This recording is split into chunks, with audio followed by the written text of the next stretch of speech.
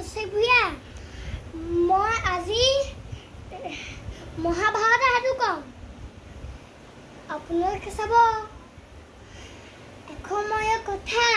এখন পৃথিৱীত ভীম অৰ্জুন নকুল সহদেৱ আছিলে এদিন ভীম অৰ্জুন নকুল সহদেৱ শুই আছিলে শ্ৰীকৃষ্ণ আহিলে উঠা তোমালোক উঠা এনে ক'লে এইফালৰ পৰা সিটো উঠিলে নহয় ক'লে মই তোমাৰ বহুত ধুনীয়া ল'ৰা ঘৰ এটা বনাইছোঁ তুমি আহা এইটোলৈ তোমাক নিবলৈ আহিছে আহা নিলে আৰু তাৰপৰা ল'ৰা ঘৰটো সোমাই দিলে ইফালে বেলেগ এটাই জুগুছিলে ভামুক জ্বলি গ'ল ভিতৰত একদম কৈছে আৰু ভীম অৰ্জুন নকুল আৰু সহদেৱ কৈছে জয় শ্ৰীকৃষ্ণ মৰিলো তেনে কৈছে কৈ ৰাম ভীমে খঙতে গদাল ল'লে পৃথিৱীত তলত মাৰি দিলে তাৰপৰা পৃথিৱী টুকুৰা টুকুৰি হৈ পেলাই ক'বালৈ গ'লগৈ ঘৰটো তললৈ গৈ বকাসুৰৰ ৰাজ্য পালেগৈ তাতে বামুণ আছিলে সেই বামুণীয়া ঘৰৰ পৰাই আৰু লৈ খায় আৰু ইফালৰ বকাসুৰৰ মানুহে ক'লে আৰু আজি তোমাৰ বামুণীয়াই ক'লে আৰু আজি তোমাৰ ল'ৰাটো খাব ইফালৰ বামুণে ক'লে বামুণীয়াই আজি তোমাৰ ল'ৰাটো খাব বামুণে কৈছে তাৰপৰা ইফালৰ পৰা বামুণে কান্দি আছে আৰু ইফালৰ পৰা ভীমৰ মাক আহিলে ভীমে কৈছে কি হ'ল বামুণীয়াই নক'বা কাইলৈ আমাৰ বকাসুৰে ল'ৰাটো খাব আমাৰ কি কৰিবা তাৰপৰা ইফালৰ পৰা ভীমৰ মাকে কৈছে চিন্তা নকৰা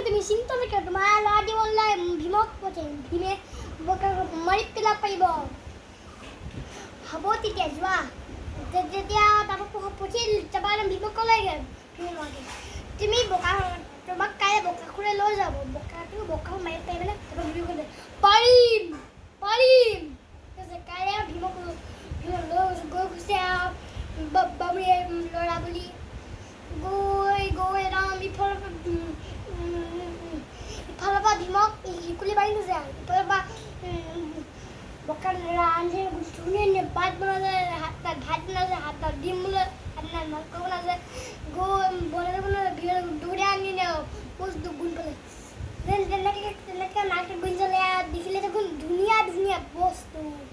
তেনেকৈ কৈছে মোৰ ভাগৰ বস্তু বকাসুৰৰ বস্তু মই খাই পেলাওঁগে বাপেৰ চালা এনেকৈ চিকুলি তাত চিকনি ল'লে গৈ পেলাওঁ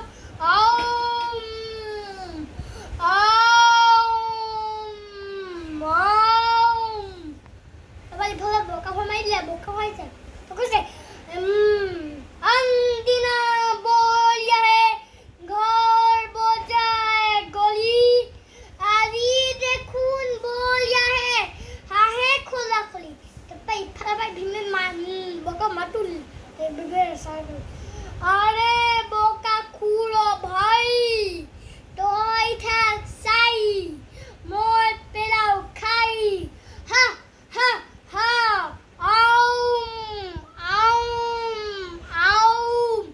ইফালৰ পৰা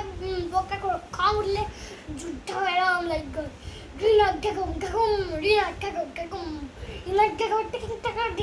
ইফালৰ পৰা ভীম ভীমক পেলাই দিলে ভীম পৰি গ'ল ইফালৰ পৰা ভীমে একদম ডাঙৰ গছ লগালে গিলে মূৰত বকা উতলি পৰিছেগৈ ইফালে গদাই দিয়ে বকা একদম তোমাৰ ঘৰত পৰিছেগৈ গৈ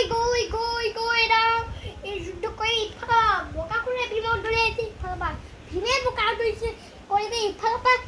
একদম গদাতে বকা মূৰতে মাৰি দিলে বকা খতম